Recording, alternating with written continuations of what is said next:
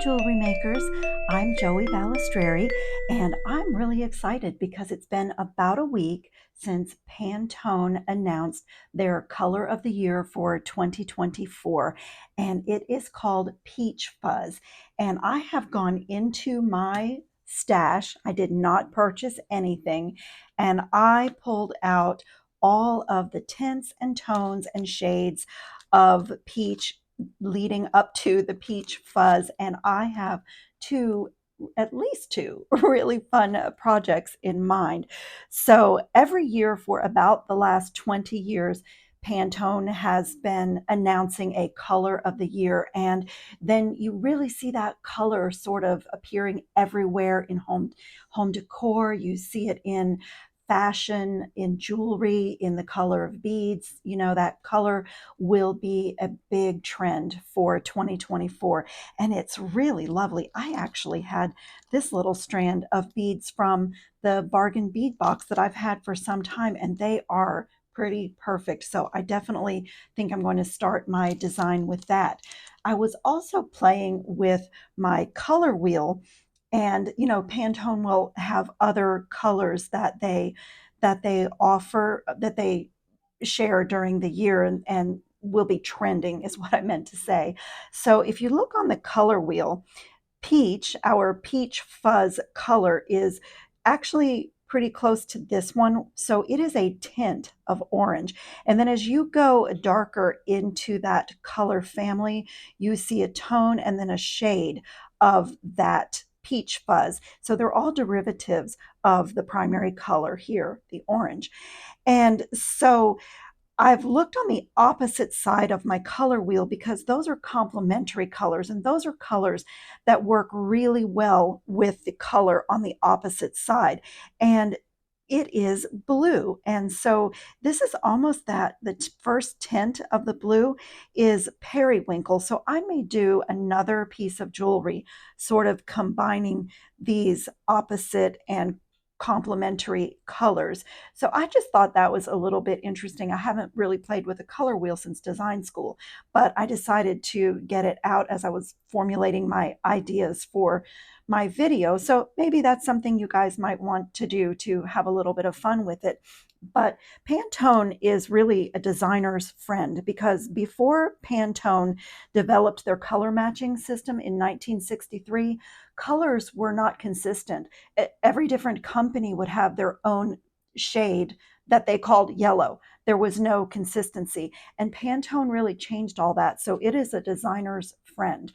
And, I just love when they come out every year with the color of the year. It gives you a jumping off point. So as you can see here, I have maybe one or two beads in my tray that are that more pure peach fuzz tone, the color of the year. But then I have tints and tones and shades of that peach. And I even found that this little strand of sunstone, natural stone beads, had a lot of the peachy earthiness.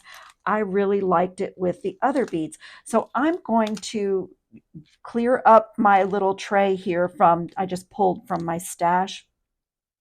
And I am going to share with you the idea that's in my head, because another really big trend in jewelry for 2024 are going to be cuff bracelets. So that is the first piece that I'm going to work on. And I even got a new ring. It's a cuff ring with a little very elegant hammered. So yes, we will see a lot of cuffs as we go into 2024. And I love that because they are really classic, for me, timeless. And I have some from 20, even 30 years ago that I'm going to get out and start wearing.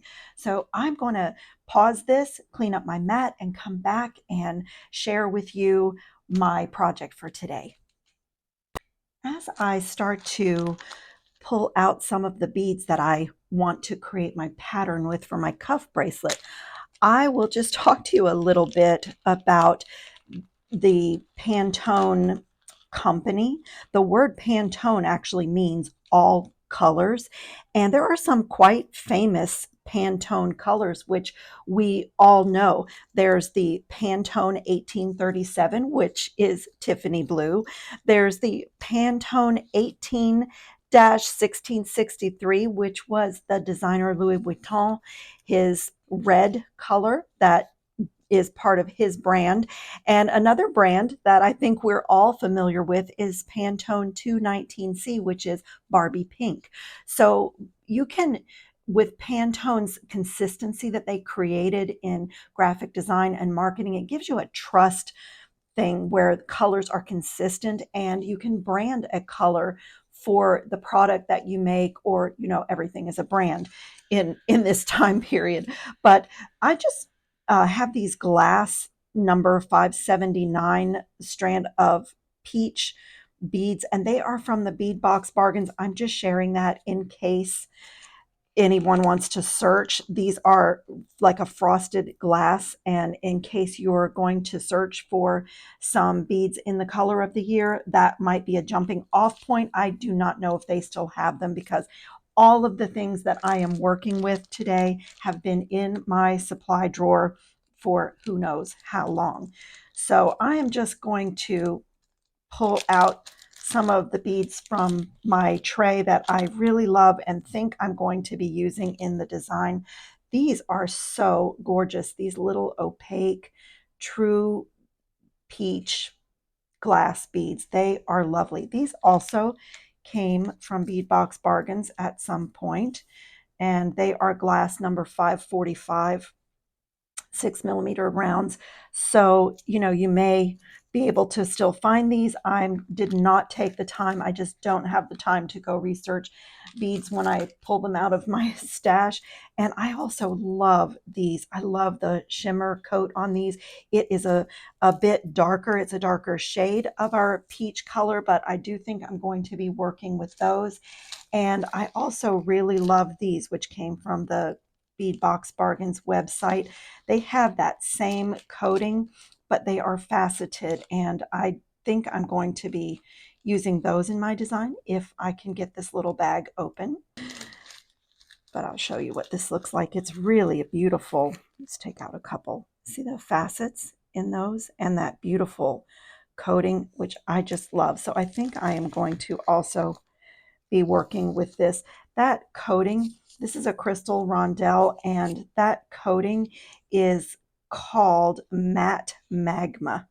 And I just love this. This actually looks like it was bag number 3 from one of our previous bargain bead box. I don't know which month, but they may still have some of these on their website.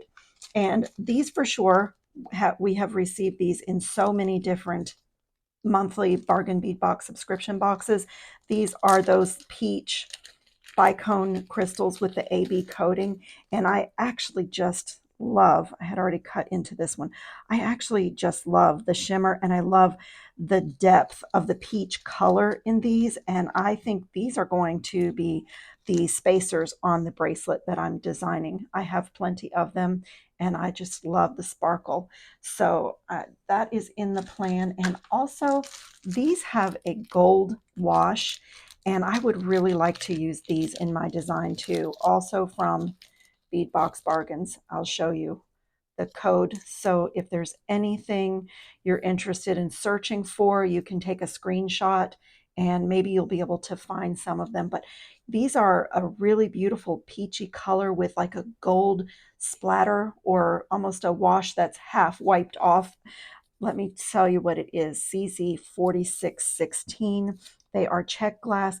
It's a teardrop bead, and it's called Rosaline Gold Splatter. But even though it's a teardrop, it is not drilled like a briolette. Let me take a little piece of wire here and just show you. It's drilled from top to bottom, and I have been looking at it in my tray, and I think I'm going to create a pattern where I face either the two smaller sides together, or even reverse it, where I have, so it almost creates like the look of an elongated bead, maybe even a little something in between. But I think these are going to make their way into my bracelet as well. So let me continue working out my pattern in my head. Oh, as I'm talking, I just saw something else. I got these at one of the bead shops here in Orlando, these little peach shimmer peanut beads. So these may find their way in my design as well.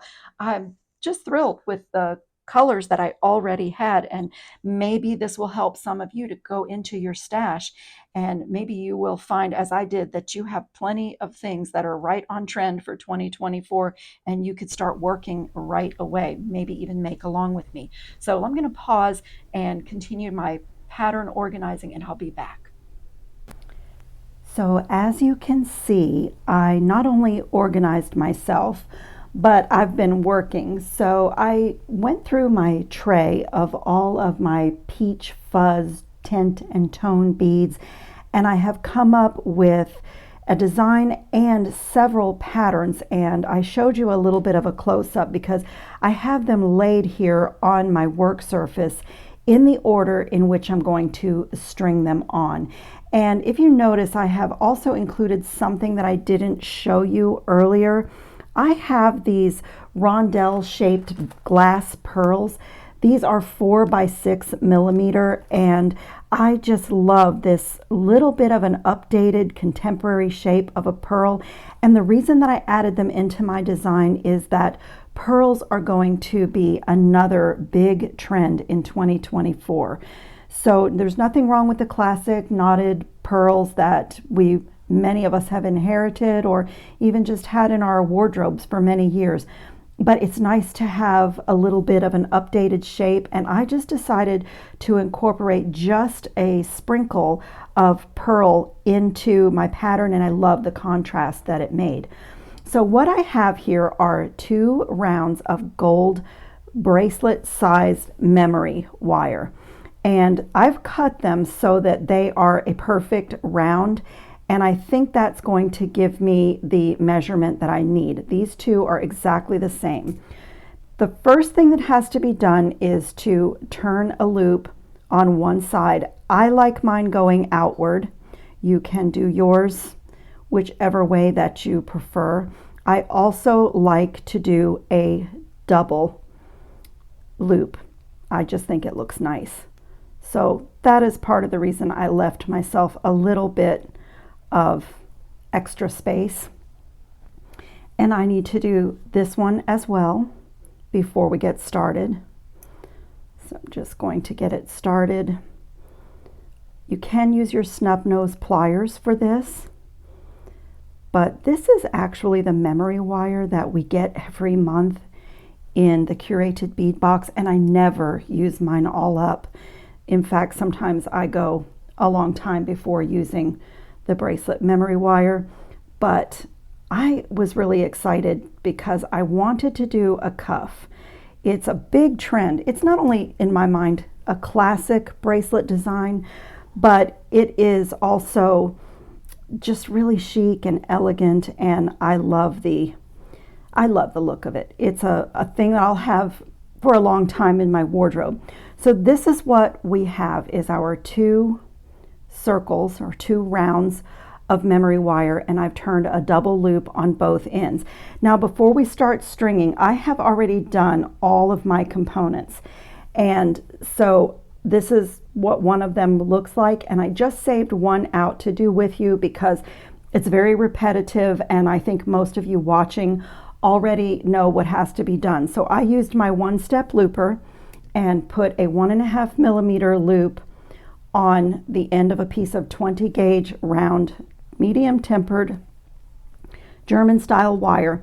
It is the wire that I most frequently use. And I needed to add in one more of these in my pattern. Let's see, I've gotten a little bit lost in my pattern. I think it is right in here. I need another one of these components or links like this. So we're going to do one together, and I'm using these peach shimmer peanut beads. Aren't they cool? I just love those. And I'll talk to you a little bit about making this pattern because in this project, the pattern is probably the most difficult thing. So I have a selection here of seed beads. These are 11-0. I have some 8-0 gold seed beads, and I have some 6-0 gold seed beads. And out of my stash, I have the glass beads, faceted rondelles, all in the tones and shades of peach, and then I just added in a little bit of the glass pearls. But what is crucial about this is that all of your components be exactly the same length. So that is the challenge when you're creating various patterns for this bracelet, is to create different patterns that all end up being exactly the same length. It's really important because when we string it on our memory wire, if they are not the same length, you will not get a nice straight cuff bracelet. So let's complete this component together. That is just one of the patterns that I created, and I'm going to use my one-step looper and put that in.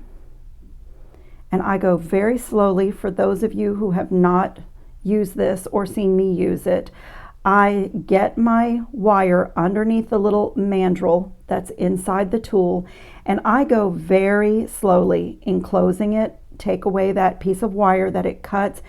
And before I close the tool down, I like to pull my bar downward, and that does a couple of things. That protects me from cracking or stressing any of my beads. It also gives me the chance to look and see that that loop that I just made is centered on the wire and on the beads and centered with the other loop that we've made. And so while it's in the tool, if you need to, you can use your pliers. This one's really straight and nice, but if you need to, you can straighten it up. And then once you remove the tool, sometimes you have to make a little adjustment. This one's pretty perfect, but I do need to just close it really well and maybe a little work hardening. So you can make this a little bit easier if you create your components with an eye pin, a group of eye pins. I did it with a 20 gauge wire. I like making my own. And so how I came up with this length, which, let me just take the ruler, I think, can't remember what length it was, almost exactly 1.5 inches. And how I came up with that length is when I started creating my patterns, it's going to be on my arm this way. It's going to be a row of these components that way. So if you can see where I'm getting at, it won't stay on my arm, but this is the width that my cuff is going to be. So let me put this in where I needed it to be in my pattern. I gave you a little close-up so you could see, because I don't want to disturb my pattern. And then I have chosen to use these crystal bicones with this AB finish. It's a peach shimmer, but it's a very rich, dark, peachy orange color. And I love the sparkle and I love the way it looks. But you could adjust this design. If you wanted more gold presence, you could use gold seed beads for this part. But I really like that, and you'll see as we get going how it looks and why I chose it. So on the side that we don't have a loop turned, I'm going to begin my pattern. And I chose 2 bicones on each side. And once I get a couple of these on, I will show you what you're looking at design-wise, because then your own eye will tell you what you like and what your options are in putting this design together. So once I have those on, I'm going to start at one end of my pattern, 2 bicones on each side, and then I'm going to string on this component, 1 on each side. I hope you can see. I know there's a lot of beads and a lot of things happening below my mat, but let me see if I can kind of give you an idea where we're going. So that's what it looks like. Now I chose 2 bicones in between each of my components. You can adjust that if you want more space in between the bars, if your eye rests more happily on a little bit larger negative space in this design, you can definitely do that. If you would prefer not to have any space, you can even use a really small seed bead so that each of the bars or little bridges are literally laying next to each other. So after I get a little bit of this strung, I'll be able to show you more what I'm talking about. And I am literally just going to continue this stringing process in the order that I have laid out my bars here. And I had so many of these peach tone beads that are going to be perfect for our 2024 trend that I created this look with various patterns. But you could truly simplify this and make this much easier and take away the challenge of having all of your components being exactly the same length by creating one bar that you like the look of and the length of and repeating that. So I think I had 17 bars. Let me count for you really quickly while I'm stringing. There's 2 here, 3, 4, 5, 6, 7, 8, 9, 10, 11, 12, 13, 14, 15, 16, 17, 18, 19. The last 2 I added to make it a little bit fuller. So for mine, I have 19 bars, but I also chose a little bit smaller beads. The largest bead that I have here is this 8mm glass shimmer bead, the frosted glass shimmer bead. And I only used a few of those because I didn't want it to be too heavy. And if you can see, they're not on the ends of the design, they're more in the middle of the design. So I'm hoping that's going to distribute the weight evenly and make my cuff lay really nicely and not want to fall off of my arm. So I'm going to continue in this way, stringing 2 of these peachy bicones in between each of these bars until I get them all strung on.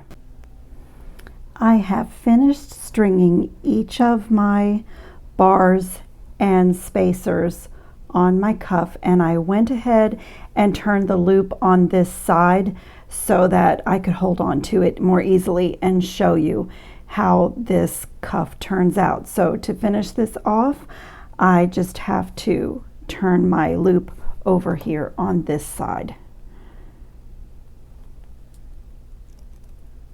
Just roll back until it meets the beads.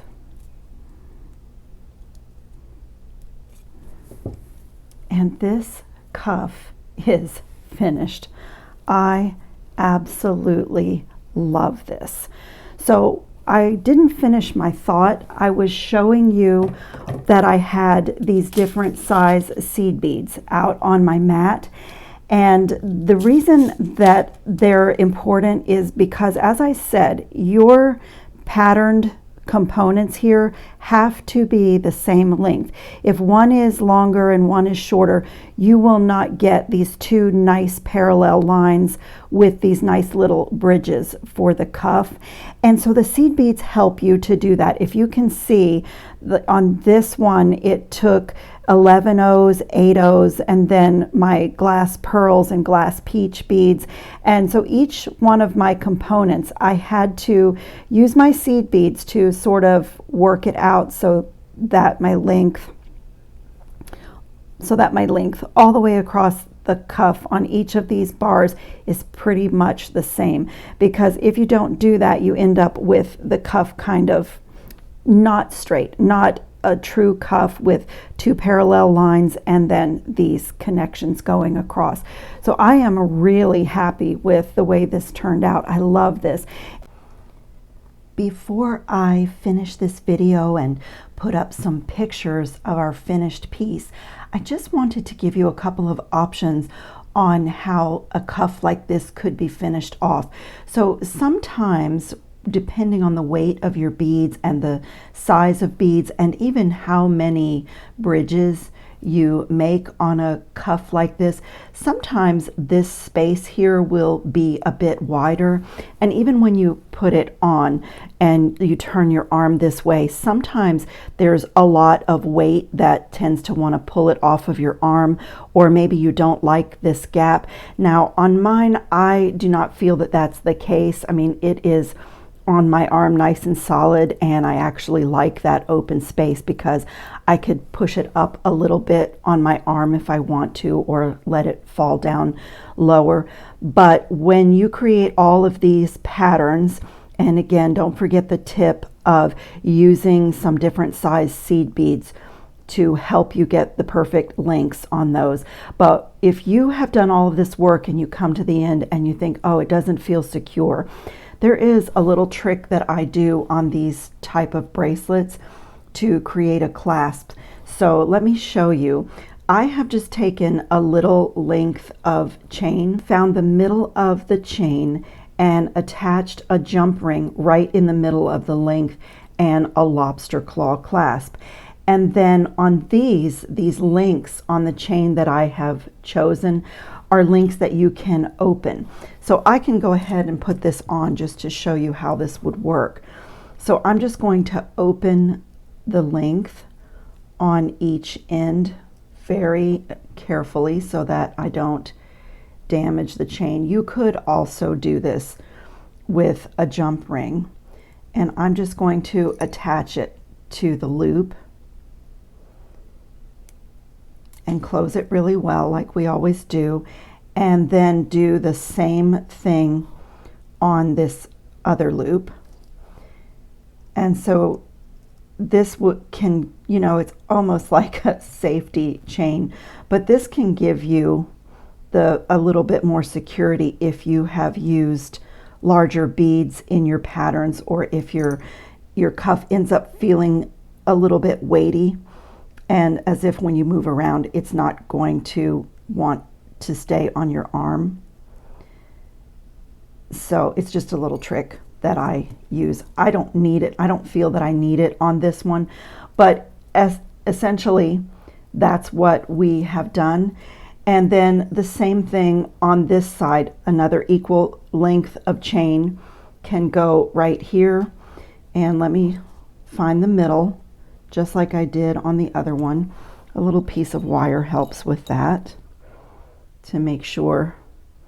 So that's the middle of that chain. So right there, I am going to add a little small jump ring. Actually, do I need it? Maybe I'll just go straight. You have to look at your jump rings and your orientation, and I think I'm going to be taking this off of my bracelet because I really don't need it on mine. Mine is lightweight. As I said, the only large bead that I have was this 8mm peach magma bead, and I only used, I think, 3 of them in my design, and all of my other beads were 6mm, 4mm seed beads, peanut beads, and so my cuff is not weighty at all. But like I said, this is just a little trick if you end up needing to do that. So this jump ring is going to be pretty easy for the lobster claw to clasp onto, and just going to do the same thing. Open these links, or if you needed to do like a little 3 or 4mm jump ring if you have chain links that you are not able to open. So if you love, this is a good trick, if you love heavier beads and you love the look of it, but your cuff is not feeling secure because of heavier beads, this is a really great way to close it off. I don't know if my microphone is picking up the water noise in the background. That is my dog, Oprah, drinking about half a bowl of water, and it's quite noisy. And let me tell you, full disclosure, I have had so many interruptions today trying to make this video. Some days it is just like that. It's crazy. I'm a caregiver to my disabled child, and you know, I work from home, and so some days it's just like that, and today was one of those days. How challenging. I'll try to fix everything in the edit. But so there's a nice little way to give security and give a clasp to your cuff if you need it. I'm going to take this off. Mine does not need it, and I like it plain. And the other reason I'm going to take it off is because you can opt to add some little charms to your 4 loops, or even just to 1 loop, or a little fringe, whatever. From this point, you can really have fun with this design. So I did start playing with this little design for a drop for my bracelet, and I don't even know if I'm going to add it. I really like the clean, elegant, chic, plain lines of this cuff, but I just made a knotted head pin using 24 gauge wire, and then just took some of the elements, the little teardrop beads with the gold splatter and one of those little pearls, and just some of the elements from my design, and I was playing around with making a drop that could dangle from, see if I can hold it, and that could dangle from one of the corners, and I haven't decided if I'm going to do it, but I just wanted to tell you that those are some of your options for finishing off this piece. And so honestly, I am loving this so much. And just show you my tray of beads again. This is the other peachy toned beads for our 2024 trend that I still have to work with, and all of the ones that I put in this cuff. And I have another design in my head that I'm really excited about making. So check out my channel, subscribe if you have not subscribed, and press the little bell notification so you don't miss any of my new videos, because I'm going to start working on another piece with the Pantone 2024 color trends, and add in a contrasting color, the opposite side of the color wheel. Let me show you my color wheel one more time. So in my mind, I'm going to be working with these peach beads that we've already started working with, and I'm going to go across the color wheel to the complementary side and go into my stash and see what I have here and do another piece. And this time what I have in my head is a really cool necklace. So subscribe to my channel and tap the bell notification so you don't miss that upcoming video or any other videos. And I thank you so much for watching, and I will see you in the next video. Ciao, jewelry makers.